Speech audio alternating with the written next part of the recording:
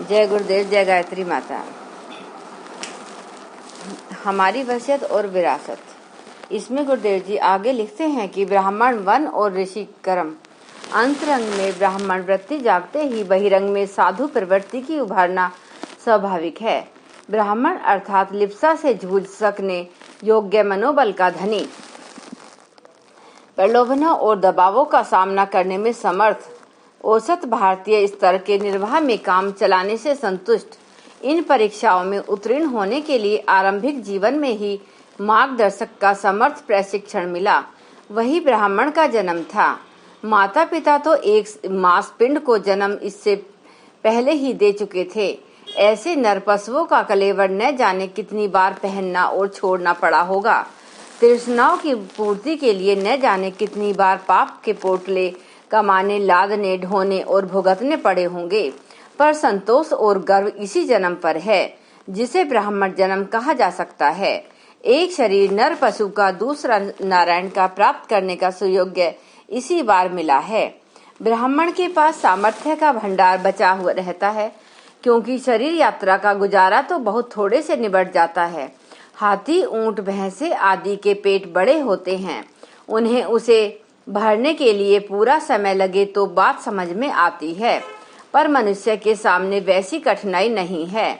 10 उंगली वाले 2 हाथ, कमाने की 1000 तरकीबें ढूंढ निकालने वाला मस्तिष्क, सर्वत्र उपलब्ध विपुल साधन, परिवार सहकार का अभ्यास, इतनी सुविधाओं के रहते किसी को भी गुजारा में न कमी पड़नी चाहिए न असुविधा। फिर पेट की लंबाई चौड़ाई भी तो मात्र 6 इंच की है। इतना तो मोर कबूतर भी कमा लेते हैं। मनुष्य के सामने निर्वाह करने की कोई समस्या नहीं है। वह कुछ ही घंटे के परिश्रम में पूरी हो जाती है। फिर सारा समय खाली बचा रहता है। इसके अंतराल में संत जाग पड़ता है। वह एक ही बात सोचता है कि समय, श्रम और मनोयोग की जो प्रखरता प्रतिभा हस्तगत हुई है, उसका उपयोग कहाँ किया जाए, कैसे किया जाए। इस प्रश्न का उत्तर प्राप्त करने में बहुत देर नहीं लगती। देव मानवों का पुरातन इतिहास इसके लिए प्रमाण उदाहरणों की एक पूरी श्रृंखला लाकर खड़ी कर देता है। उनमें से जो भी प्रिय लगे, अनुकूल पड़े, अपने लिए चुना अपनाया जा सकता है। केवल दैत्य ही इनकी जिनकी इच्छाएं, आवश्यकताएं पूरी नहीं होती। कामनाएं, वासनाएं, तृष्णाएं कभी किसी की पूरी नहीं हुई हैं। साधनों के विपुल भंडार जमा करने और उन्हें अतिशय मात्रा में भोगने की योजनाएं तो अनेकों ने बनाई, पर हिरण्याक्ष से लेकर सिकंदर तक कोई उन्हें पूरी नहीं कर सका।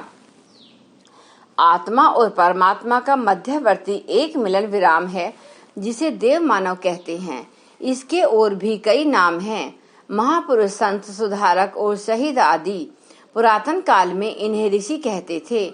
ऋषि अर्थात वे जिनका निर्वाह न्यूनतम में चलता हो और बची हुई सामर्थ्य संपदा को ऐसे कामों में नियोजित किए रहते हों जो समय की आवश्यकता पूरी करे, वातावरण में सत्वृत्तियों का अनुपात बढ़ाए।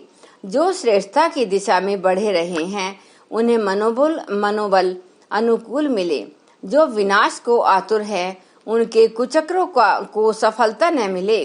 संक्षेप में यही है वे कार्य निर्धारण जिनके लिए ऋषियों के प्रत्यक्ष और परोक्ष प्रयास अनवरत गति से चलते रहते हैं। निर्वाह से बची हुई क्षमता को वे इन्हीं कार्यों में लगाते रहते हैं। फलतः जब कभी लेखा जोखा लिया जाता है तो ऐसा प्रतीत होता है कि वे कितना कार्य कर चुके, कितनी लंबी मंजिल पार कर ली है।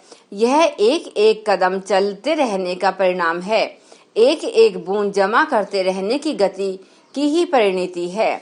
अपनी समझ में वह भक्ति नहीं आई है जिसमें मात्र भावनोन्मादी ही हो, आचरण की दृष्टि से सब कुछ सम्य हो, न उसका कोई सिद्धांत जचा, न उस कथन के औचित्य को विवेक ने स्वीकारा।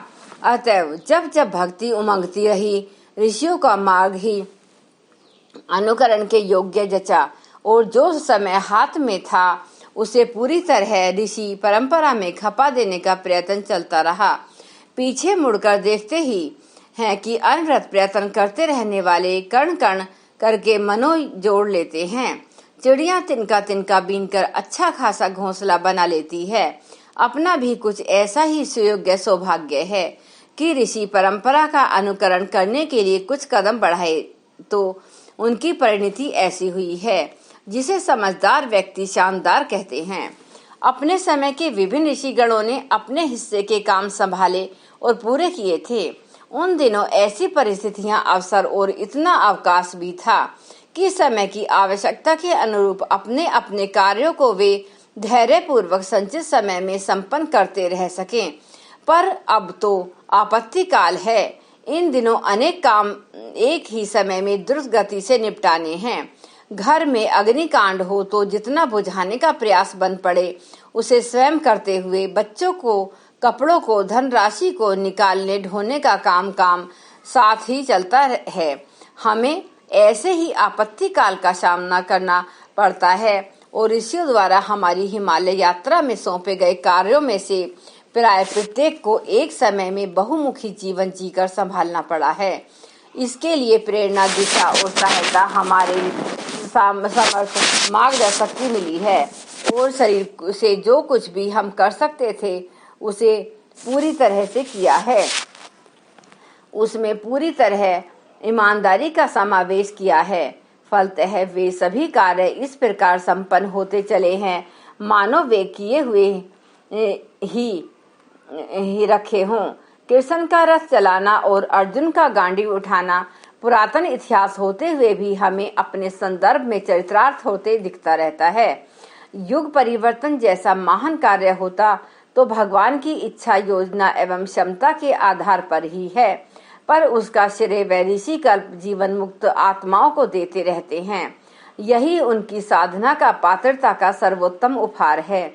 हमें भी इस प्रकार का श्रेय उपहार देने की भूमिका बनी और हम कृतकृत्य हो गए। हमें सुदूर भविष्य की झांकी अभी से दिखाई पड़ती है। इस कारण हमें यह लिख सकने में संकोच रंग मात्र भी नहीं होता। अब पुरातन काल के ऋषियों में से किसी का भी स्थूल शरीर नहीं है। उनकी चेतना निर्धारित स्थानों में मौजूद है। सभी से हमारा परिचय कराया गया और कहा गया कि इन्हीं पर चिन्हों पर चलना है, इन्हीं की कार्य पद्धति अपनानी। देवात्मा हिमालय के प्रतीक स्वरूप अशांति कुंज हरिद्वार में एक आश्रम बनाना और ऋषि परंपरा को इस प्रकार कार्यान्वित करना है जिससे युग परिवर्तन की प्रक्रिया का गति चक्र सुव्यवस्थित रूप से चल पड़े। जिन ऋषियों का तप पूत मानवों ने कभी हिमालय में रहकर विभिन्न कार्य किए थे, उनका स्मरण हमें मार्गदर्शन सत्ता से तीसरी यात्रा में बार बार दिलाया था। इनमें थे भगीरथ, परशुराम, चरक, व्यास, याज्ञवल्क्य, नारद, आद्य शंकराचार्य, जमदग्नि, पातंजलि, पिप्पलाद, सूत शौनिक, लक्ष्मण, भरत और शत्रुघ्न, दक्ष प्रजापति, कणादि एवं विश्वामित्र सहित सप्त ऋषिगण। इसके अतिरिक्त चैतन्य महाप्रभु, संत ज्ञानेश्वर एवं तुलसीदास के कर्तव्यों की झांकी दिखाकर भगवान बुद्ध के परिवारजक धर्म चक्र परिवर्तन किए हैं, अभियान को पूरा किया है। प्रज्ञा पुराण कथा के माध्यम से देश विदेश में फैलाने एवं प्रज्ञा अवतार द्वारा बुद्ध अवतार का उत्तरार्ध पूरा किए जाने का भी निर्देश था।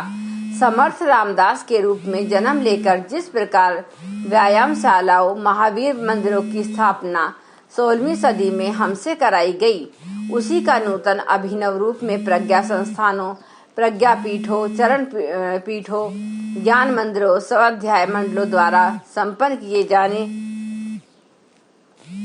लगा। देवात्मा हिमालय का प्रतीक प्रतिनिधि शांति कुंज को बना देने का जो निर्देश मिला, वह कार्य साधारण नहीं, श्रम एवं धन साध्य था। सहयोगियों की सहायता पर निर्भर भी इसके अतिरिक्त अध्यात्म के उस ध्रुव केंद्र में सूक्ष्म शरीर से निवास करने वाले ऋषियों की आत्मा का आह्वान करके प्राण प्रतिष्ठा का संयोग भी बिठाना था। यह सभी कार्य ऐसे हैं जिन्हें देवालय परंपरा में अद्भुत एवं अनुपम कहा जा सकता है। देवात्माओं के मंदिर अनेक जगह बने हैं। वे भिन्न भिन्न भी हैं। एक ही जगह सारे देवताओं की स्थापना का तो कहीं सुयोग्य भी हो सकता है, पर समस्त देवताओं ऋषियों की एक जगह प्राण प्रतिष्ठा हुई हो, ऐसा तो संसार भर में अन्यत्र कहीं भी नहीं है। फिर इससे भी बड़ी बात यह है कि ऋषियों के कार्यकलापों का न केवल चिन्ह पूजा के रूप में वरन यथार्थता के रूप में भी यहाँ न केवल दर्शन वरन परिचय भी प्राप्त किया जा सकता है। इस प्रकार शांति कुंज ब्रह्म वर्चस्व गायत्री तीर्थ एक प्रकार से प्राय सभी ऋषियों के क्रियाकलापों का प्रतिनिधित्व करते हैं। जय गुरुदेव, जय गायत्री माता। एक बार गायत्री मंत्र हमारे साथ साथ। ओम भूर्भुवः स्वः तत्सवितुर्वरेण्यं भर्गो देवस्य धीमहि धियो यो न प्रचोदयात्।